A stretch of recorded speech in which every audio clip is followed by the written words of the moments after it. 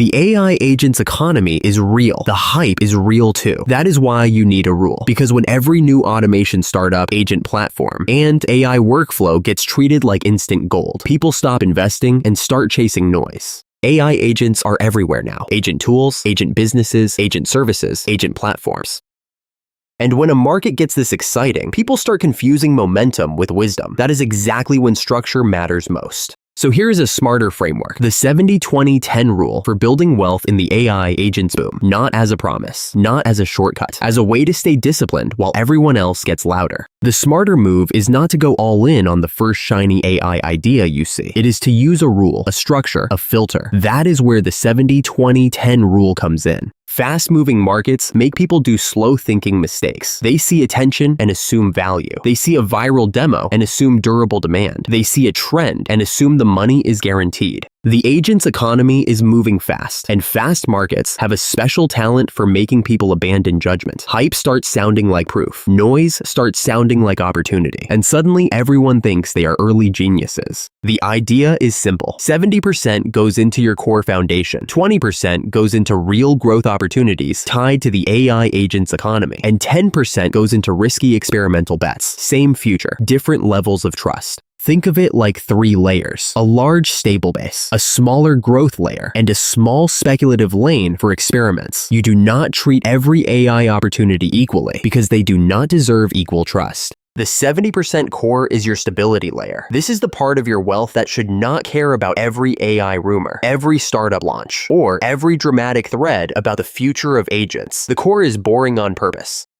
Your core is not there to impress people. It is there to protect your future. If the AI boom gets messy, crowded, overvalued, or temporarily disappointing, your foundation should still be standing there doing its job.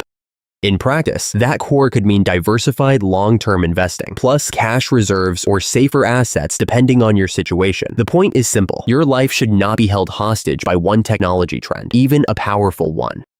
If one AI niche cools down, your future should not collapse with it. That is why the foundation comes first. Real wealth is not built by making your entire life dependent on one wave staying hot forever. The 20% growth bucket is where you make stronger bets on the agent's economy, not random hype, not fantasy. This is where you look for real adoption, real workflows, real customers, and real demand. This is the serious opportunity bucket, the place where you lean into the AI agents boom with intention. You are looking for businesses and tools tied to actual use cases, not just cool demos and confident marketing. Then comes the 10% experimental bucket. This is where you can explore the wild stuff. Tiny agent startups, niche tools, new automation ideas, strange experiments, maybe even your own side project. The rule is not never speculate. It is speculate with boundaries. You are allowed to be curious. You are allowed to take risks. You are allowed to experiment, but only in a lane small enough that if it goes wrong, it teaches you instead of destroying you. This matters because the AI agents boom is exactly the kind of environment where people go all in too early. They think concentration looks bold. Sometimes it just means they forgot how risk works.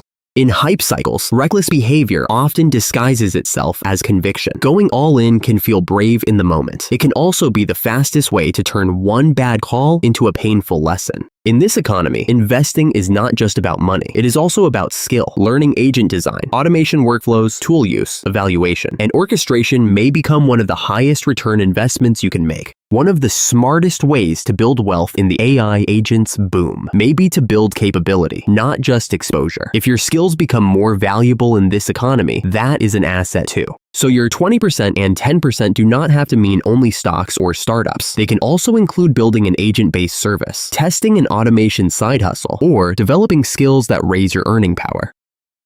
Wealth in this market is not only sitting inside shares and valuations. It can also come from the systems you build, the services you launch, and the problems you learn to solve using AI agents. The real challenge is not understanding the rule. It is obeying it when the noise gets loud. Because every hype cycle makes people want to abandon structure right before structure matters most. Anyone can sound disciplined when things are calm. The real test comes when the headlines get louder, the promises get bigger, and the fear of missing out starts dressing up like logic. The smartest way to build wealth in the AI agents economy is not to bet your whole future on one shiny thing. It is to build a system where stability protects you, growth helps you, and experimentation teaches you. That is the bigger lesson here. You do not need perfect predictions. You need a system strong enough to survive uncertainty while still giving you exposure to the upside. So the 70-20-10 rule is simple. Protect the base, pursue real growth, and keep your speculation small enough to survive. Because in the AI agents boom, success is not just about being early. It is about being early without being reckless. Build your core. Choose your growth carefully. Keep your experiments contained. That is how you give yourself a real chance to benefit from the AI agents boom without letting the boom control your judgment. Like and subscribe for more Money Matters videos. It helps more than you think. And I'll see you in the next video.